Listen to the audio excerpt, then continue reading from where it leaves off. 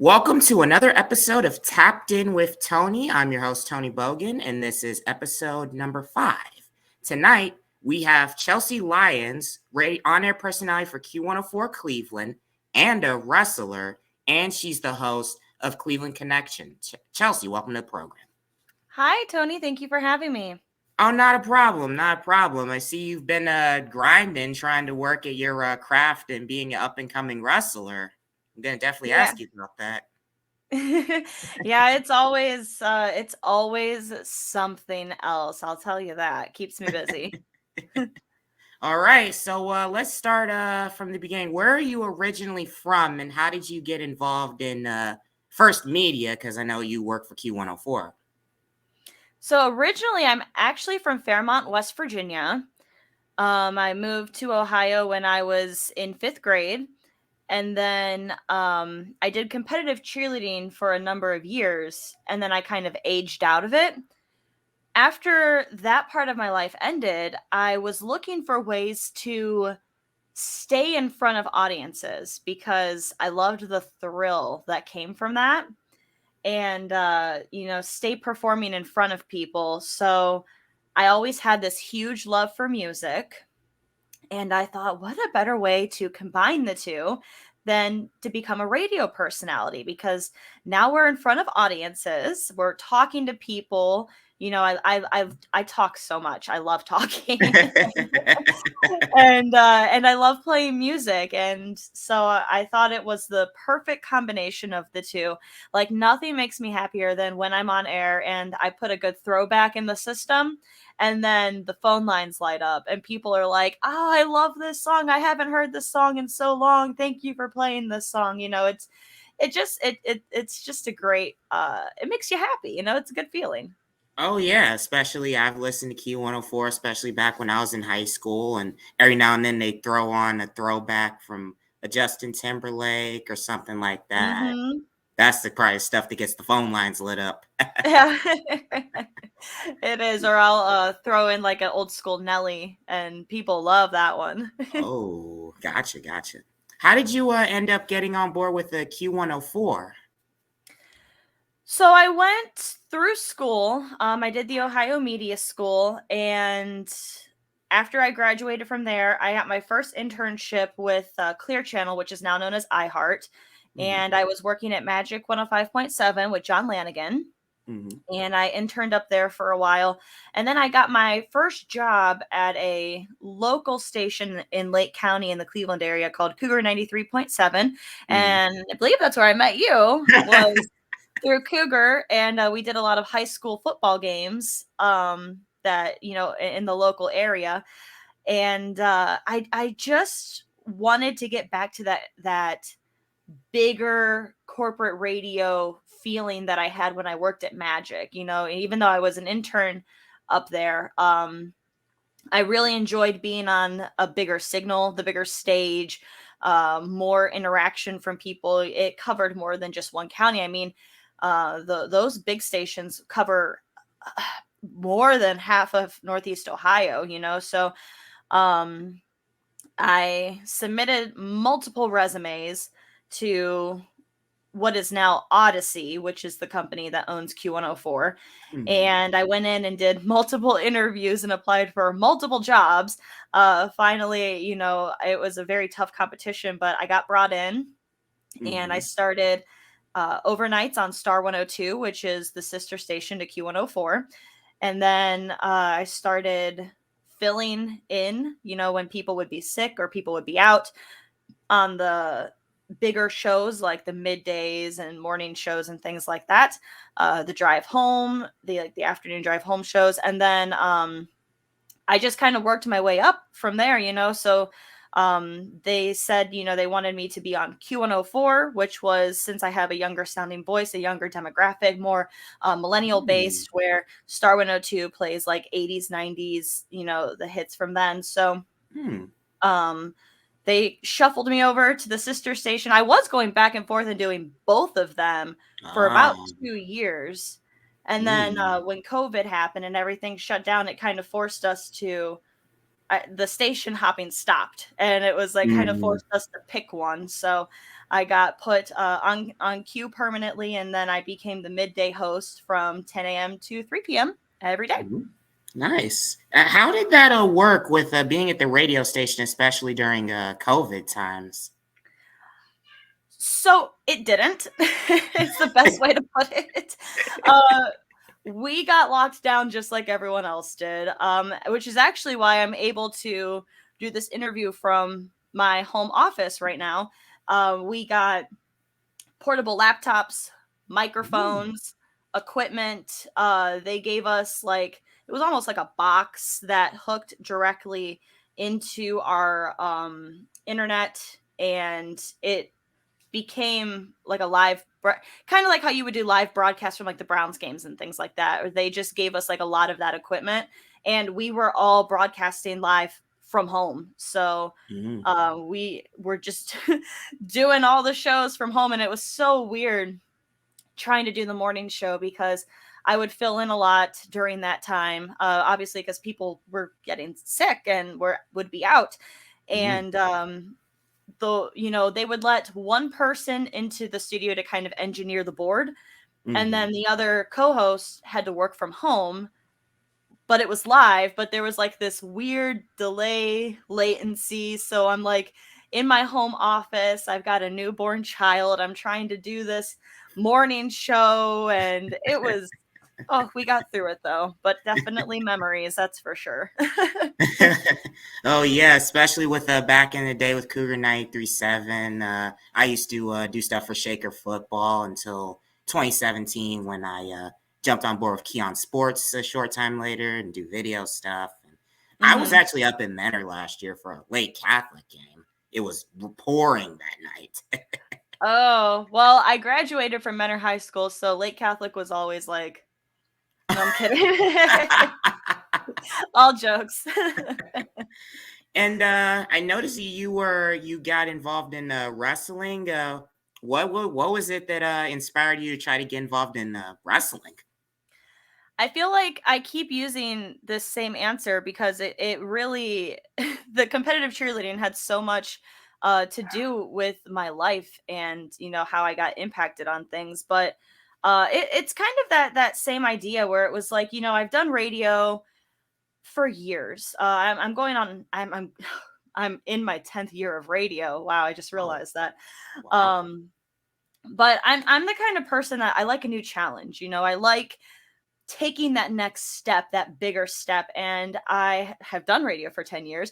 And I'd like to feel like I've not necessarily mastered it, but like I can run a radio and show in my sleep, So I've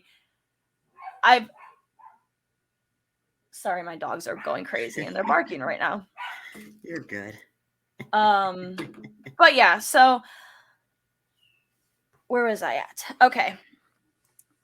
Wrestling. We're talking wrestling. Sorry. Yeah. At home office, this would happen on the morning show too when I would do that. It's the dogs start barking and going crazy, and I'm like, what is happening? Anyway, so yeah, I've done radio for years, and I just wanted a new challenge. I wanted something to kind of evolved me to that next level. And when I did competitive cheerleading, not only was it, outperforming in front of people and out being kind of that center stage feeling, but it would challenge you physically too. Like you were throwing people your size up in the air, holding them above your head. You were tumbling, flipping, jumping, dancing. I mean, it was a very physically challenging sport. So I was like, I missed being an athlete. I did it for years. I'm like, why can't I do it again? I was looking for a bigger challenge outside of radio. And so I kind of started looking around and realized that professional wrestling, aka sports entertainment, is very similar, like in the adult world, to what we would do in competitive cheer. There's moves where you flip. There's moves where you're holding people above your head. There's moves where you're bouncing around, and then you got to stand up and smile afterwards. I mean, like at the end of the match, you're smiling, or sometimes you are, I guess, but other times you get hit. And yeah, anyway, so I was like, you know what? I'm gonna do this. I felt like I had lost my identity for a little bit too, during COVID. And like I said, I was a new mom, Mhm. and I was just trying to find myself again while looking for a new challenge. And I think that ended up being the perfect way to do it. I was like, I needed to kind of go on an adventure for myself to Hmm. find who I was again, and to reawaken this part of me that has been almost, dormant for 10 years. And I think I did. Yeah, they say you're never too late to dream. I didn't really get into sports videography until 2018, 2019. I've been doing that for 3 years. Time really Hmm. does fly. It does. Yeah, it goes so fast. It's crazy. I'm gonna ask you some more wrestling questions, but as far as radio shows, were you guys there whenever like a big artist would come into town or anything like that? Oh yeah. So that was one of the big things that I loved about working for what they call corporate radio, Hmm. because they always get the artists that come through town. They're the ones who have the hookups with the record labels and the companies and things like that. And ironically enough, one of the first bigger celebrities I ever had the pleasure of sitting down, talking with, and interacting with was Hulk Hogan. And Oh. was when I was interning at Magic 105.7, and he came through, and that was when he was doing a comeback stint with TNA. Mm. And he came through and was promoting it because they had a show. They were coming through Cleveland, and Hmm. I was like, wow, this is so cool. Like, I get to meet and interview with Hulk Hogan. But Mm. throughout my career, I mean, like I said, since I have been doing this 10 years, I've got to interview Kyrie Irving back when he was on the Cavaliers. Hmm. um One of my other favorite ones was I got to talk with Dan, the lead singer of Imagine Dragons. Wow. And this was this was about 8 or 9 years ago, towards the beginning of my career, right when Imagine Dragons was really starting to take off.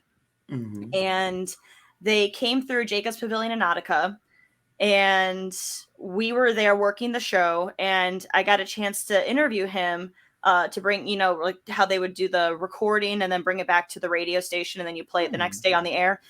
And I got a chance to sit down and talk with him, and that show was completely sold out, by the way. It was the first big US tour that Imagine Dragons had done.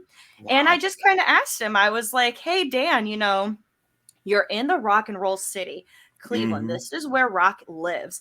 And you sold out, completely sold out your first show here in the rock and roll city as a rock band. Like, how does Mm. that make you feel? And I think that really clicked when I worded it that way, because he kind of sat there and he was like, holy crap, you're right. And then, like, we had a little emotional moment, and he was like, wow, this is amazing. And yeah, he's a great guy.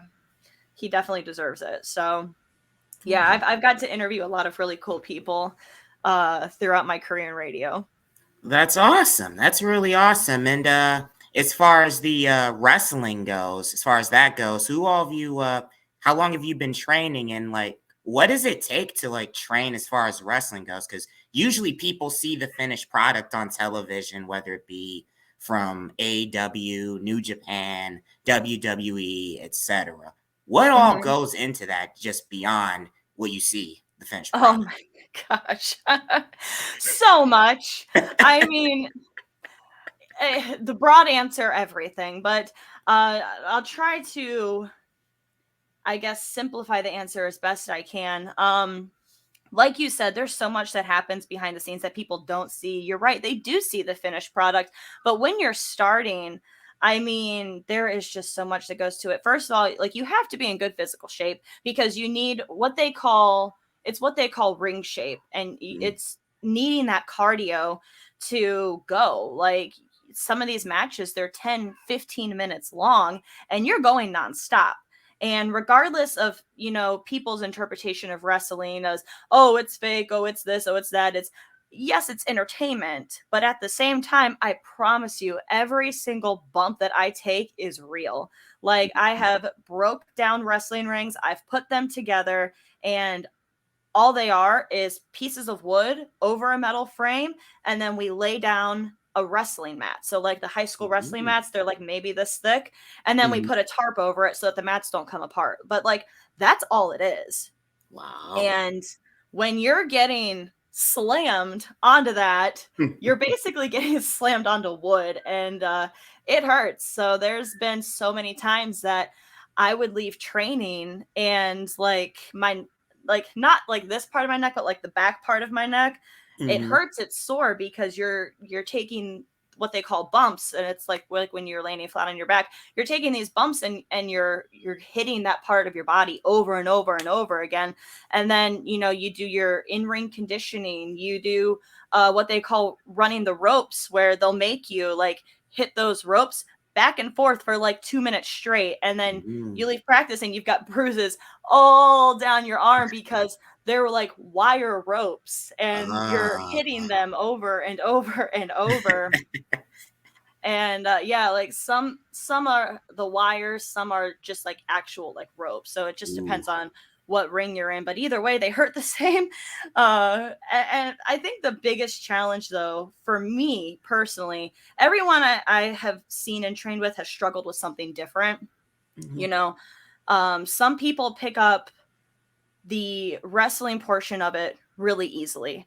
Some people pick up the athletic portion of it really easily. Some people pick up the entertainment portion of it really easily. So like for me, like I said, I talk all the time. I never shut up. I can I can cut a promo like no one's business. You hand me a microphone and off I go. And I'm working the crowd and I'm in the middle of the ring and I'm getting them all wild up. That's easy for me. Some Mm. people, they have stage fright, they can't find their words and they struggle with that. The Mm. athletic part, it's crazy how fast my body got back into shape once I started doing it again, like from where I was an athlete for so long.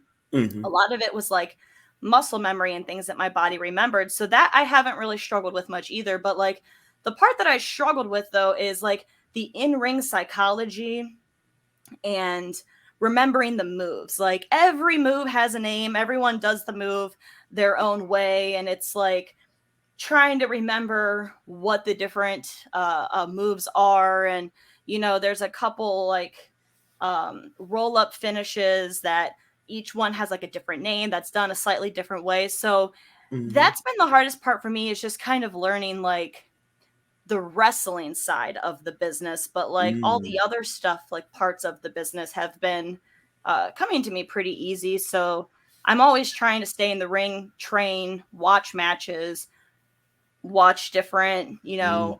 even YouTube videos that break down moves and talk about moves so that I can retain that information. I think like I have to physically do it in order to retain it, and I have to do it multiple times. So like if you just show me, you're like, "Oh, hey, here. This is how you do it." I'm going to be like, "I don't know. I don't know what you're doing." You know what I mean? So that's been like I guess the most challenging part of it for me. Yeah.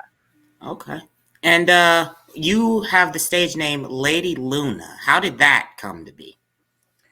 So it's crazy that I've gone through a couple different ideas for who I wanted my character to kind of be.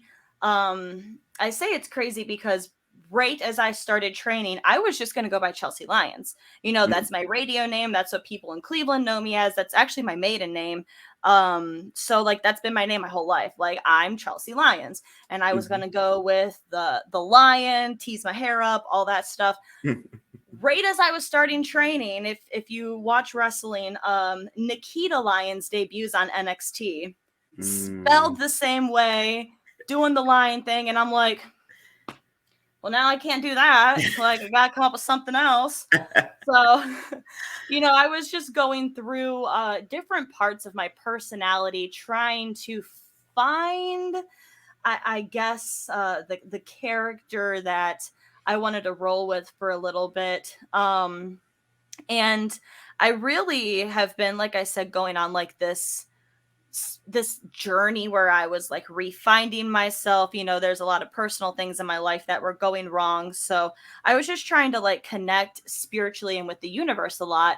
And I was like, what if I kind of made a character that was like that, you know? And I've always loved the moon. And I was like, so what if you had a character that was kind of like this witchy type of character that she's like a moon child, and you know, so like my gear has a moon on it, and I kind of tease my hair up, do the dark makeup, so like kind of like that crazy witch look. But it actually, I keep it vague enough that I can play good guy or bad guy, like either way. To be your So ex. yeah. But and then I came up with this idea that was like, okay, so now I've got like this cool idea for like this witchy character. She's got like stars and moons on her gear, and she kind of, you know, like think like celestial type of vibe.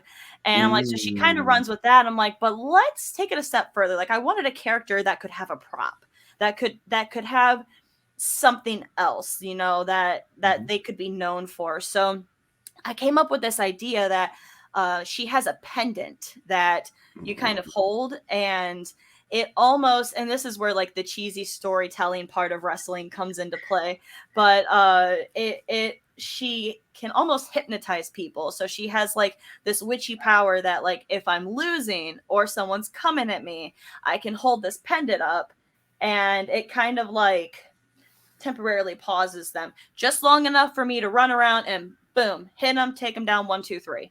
So that's kind of like the idea basis of the character.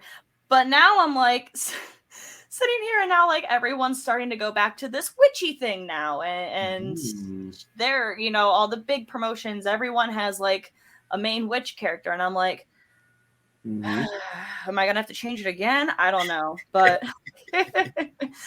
so yeah, and everyone asked if I was trying to model after Luna from the Attitude Era in WWE, and I wasn't. She's a great wrestler, a good inspiration to me, but like when I came up with the name Lady Luna, I actually was thinking Lady Gaga, and and then I liked the moon, so I was like, okay, lady, and then moon. Luna is moon in Spanish, and then it's like the two L's go together. So I'm like, oh, let's just roll with that and see what happens. Got you. Yeah. I want to hear a promo. I want you to give us a promo. Okay. A radio one or a wrestling one? Because a wrestling one. Okay, a wrestling promo. Let me think here. Give me a scenario for me to run with. Ooh, you are going to battle for the title. The title. Yes. All right. We've got the Royal Rumble. Huh? Let's say NXT. NXT title. Yes. Okay. Let me look up. Oh God, I can't believe I don't know this. Because it just changed hands a couple weeks ago. Because Mandy Rose was NXT champion forever. Let me look up who the NXT Women's Champion is real quick, so I can get this. Because I do want to do this for you. Okay. It was a great match too. I know. I'm like trying to remember. Roxanne Perez. That's who it was. Okay. I'm like, I know she's newer, and I don't watch NXT as much, so trying to keep up with it. Okay. We're going to do a minute time limit. I'll try to keep it at a minute. Okay. Because that's generally what they want in wrestling. That's kind of what they want, like the time limits to be. Okay. So here we go. I am ready to make my NXT debut against current women's champion Roxanne Perez. And you know what? I may be underestimated because I'm new in the business, and people in NXT, they don't really know me yet. You've not had a chance to see me, but I promise you, you're going to learn really fast who Lady Luna is. You know, you think you've seen Roxanne, you've seen the great things she can do, but So have I. I have also seen the things Roxanne can do, but she has not seen the things that I can do. And that gives me the advantage because I know her moves. I know how she wrestles. She doesn't know how I wrestle. You're not going to know the surprises that I'm going to pull on you. So when I hit you from behind, when you're not paying attention, you think you might have won it. But you know what? I'm going to be the next champion. I'm going to come in and I'm going to take it unexpectedly. Lady Luna, everyone's going to say it. There we go. 101. I don't know. Awesome. I didn't like my brain was like, I don't like the ending. This is terrible. Redo it. It's like, and you know what? And then I'm like, I don't know. What? Tell me, Chelsea. What? I don't know. Honestly, it was pretty solid. I liked it. I thought Thanks. it was good. Thanks. Well, And just pulled that one out on a whim. So if I actually really put a promo together, imagine how it would be. That's really good. That's honestly really good. You had your first match not too long ago. How was it to get back to that get back to that competitiveness like you did like back when you were a kid, and now you're an adult performing in front of a kind of a smaller audience, but an audience nonetheless? Oh, it was amazing. Yes, it was. The indie shows are smaller audiences. I mean, when you're comparing it to competitive cheerleading, because I mean, those stages you would go out and there were thousands of people in the audience, and indie shows are pretty intimate. And when I say that, I mean like some of them purposely book them like in halls or in smaller areas where there's like caps, like they'll only allow 100, 200 people in max, and like that's it. But it was great. You come out to your music, and they had like this entrance little area you come through, and you come out with your gear on, and you have like a jacket, or I had a cape because she's a witch, and you're coming out and you're dancing to your music, and you're kind of like, ooh, I'm like witchy woman, whatever. And you do the little twirly thing onto the ring, and people are kind of looking, and it was just a great feeling. They're clapping, they're cheering. And the biggest thing in wrestling though is you want to get an emotion out of people. So they always tell you might not always get claps, you might not always get applauses. Roman Reigns for so long was booed when he would get put out there, but he was getting booked week after week after week because he was getting emotions out of people. Yep. So really, that's the difference. It's like when you do cheerleading, you're like, hey, yay, look at me. You want to get cheered. You want to be applauded. In wrestling, if I'm playing like the bad guy, like I want to get booed. Like I'm going out there to make you hate me. Like if you hate me and like I get hit and I get thrown on my butt and I'm like taken down and hurting, and you're cheering that I'm hurting, I'm actually doing my job pretty darn well. So Gotcha. Yeah, that's what's been different, but it's a lot of fun either way. Awesome. I have 3 fun questions to ask you before we wrap up tonight. Okay. My first one: who is on your wrestling Mount Rushmore? That's a good question. Okay. Easily I have to say Jeff Hardy, because he is been someone that I've looked up to for a long time. He's fearless in the ring, and he is just a great overall wrestler. Mm-hmm. I have to put Kane in there because I went to his school and he helped train me. So I have to put him in there. Plus, talk about storytelling and characters and character development. I mean, he went from being a nonverbal character to a verbal character. Like, that's hard to do when people think you can't speak, and then you're like, psych, I can. You know what I mean? The whole taking off the mask thing, it's legendary. And I have to say, we got to throw some women in there. Nikki Bella, love her. She did so much to pave new ways in women's wrestling, regardless of your opinion on her, because she did play a heel for a while. So some people are like, oh, I love her. Some people are like, oh, I hate her. But either way, going back to that fearless thing, that's always been really big on me too, is like, she goes after it. She doesn't care. She sees it. She's another one who sees a challenge and just tackles it head on. And I just respect that so much. Fourth one, I got to put China in there, put my girl China up there because, we're talking about women who paved the way for women's wrestling. She had to put up with a lot of crap in her day, but she still showed up week after week, doing her job with a smile on her face, regardless of how she was treated behind the scenes in front of the cameras. I mean, they publicly humiliated her sometimes for the enjoyment of others, which, I'm glad they don't do that anymore, but she put up with a lot. So, and she was a great wrestler. She really paved the way for a lot. And she wrestled men. I mean, hello, China for the win. Number 4 right there. Awesome. And who's on your musical Mount Rushmore since you do radio for music? Oh, now that's a tough one. Because I love so many different artists. Okay, you're making me think now, Tony. Okay,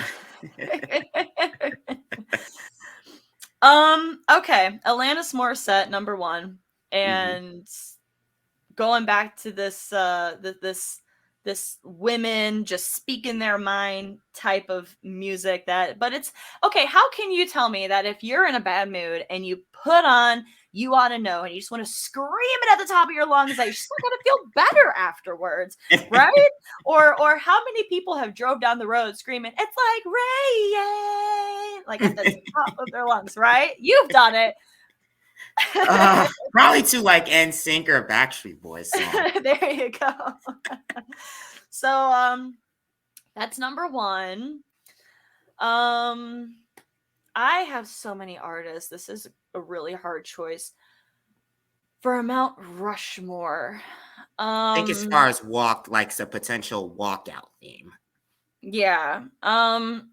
Number 2, I'm going to say, I can't believe I'm going to say this because I never in my life thought I would put this person on a Mount Rushmore list for me, but Miley Cyrus, because my attitude towards her has completely changed, and that instantly puts her at the top of my list. And what I mean is, like, when I first started radio 2013, she was going through like that crazy bust out of Disney phase where she was like doing things to hot dogs on stage. And and I was like, what is this? This is terrible. What is happening here?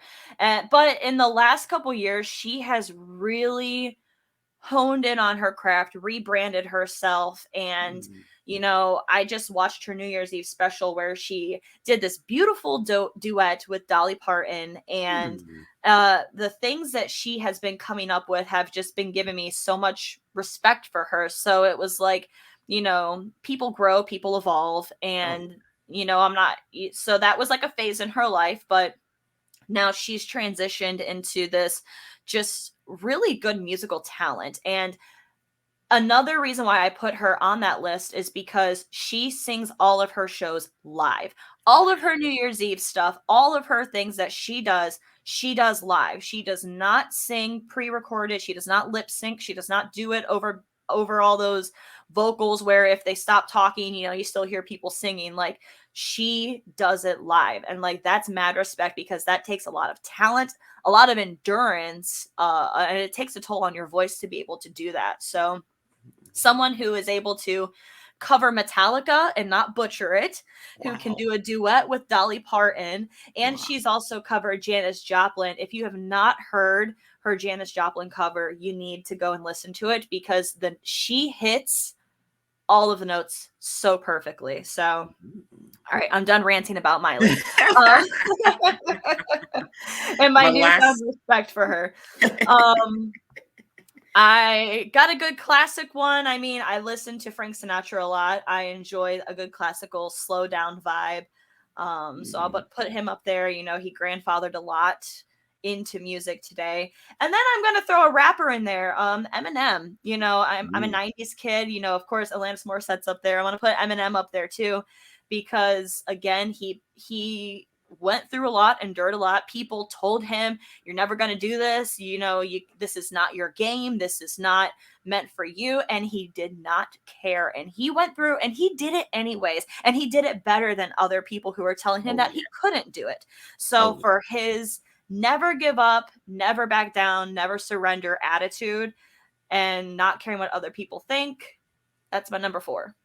Awesome. And Eminem, I see, is he was like that heel coming out when he first came out, and then he turned face. Yeah, look at you using the wrestling terms. My dad is a huge wrestling fan, so I picked up a thing or two. Oh, yeah, there you go. And my last question for you is, what is your favorite go-to food?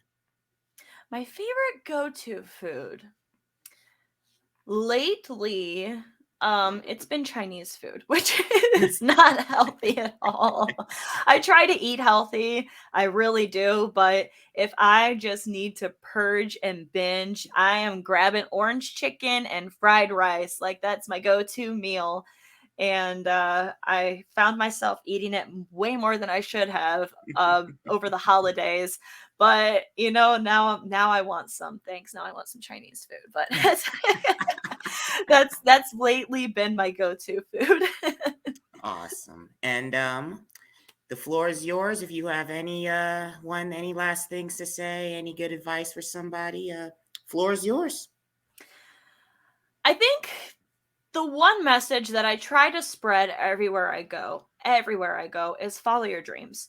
I hate when I hear people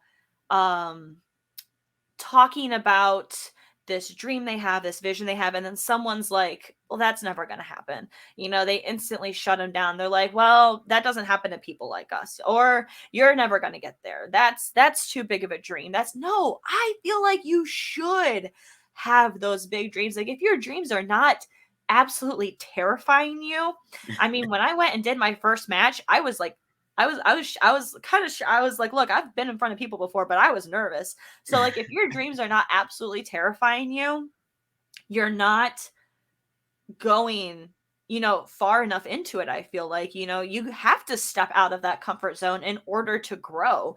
And please don't ever tell someone that their dream is stupid, that their vision is not going to work for them, because you don't know. There were people who told Oprah that she would never succeed in media, television, or what she was doing. And now she is one of the richest women in the world doing just that. So it's like,